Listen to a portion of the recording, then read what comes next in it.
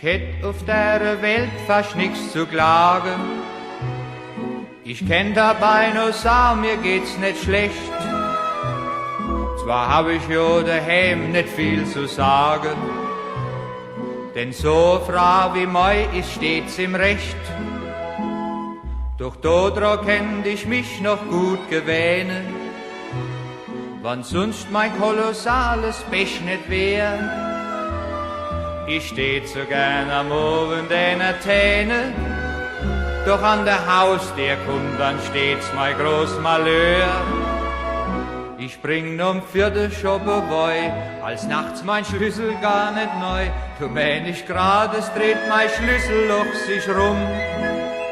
Natürlich wird bei so'm Krach halt jedes Mal mein Aldi wach und ganz ironisch fragt sie dann, ob ich schon komm. Und wie gewöhnlich geht's Theater und die Nachtvorstellung los. Es ist bloß ein Glück, dass ich im Dussel nicht viel höre. Das bräucht doch alles nicht so sei. Ich wär so selig mit meinem Boy, wann bloß das dreigedrehte Schlüsselloch nicht wär.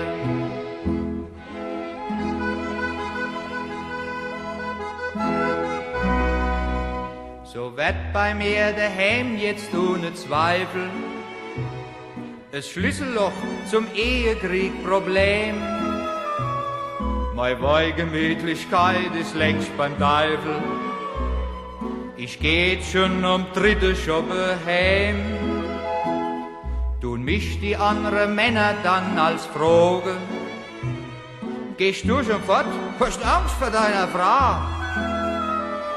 Da hab ich ganz bestimmt noch nie gelogen, wann ich zu meiner Ehrverteidigung dann sah. Ich bring um 4 Schoppe Woi, als nachts mein Schlüssel gar nicht neu. Da mein ich grad, es dreht mein Schlüsselloch sich rum. Wann ich nur um 3. Schoppe geh, da bleibt mein Schlüsselloch als steh. Und auch mein Aldi merke einmal, wann ich komm. Ich geh ganz friedlich in mein Bett und schlaf bis morgens früh um 8. In der Beziehung geht mir seitdem nix mehr quer. Mir fall das Heim geht zwar nicht leicht, ich wär so schön auf 4 geeicht, wenn bloß das dreigedrehte Schlüsselloch nicht wär.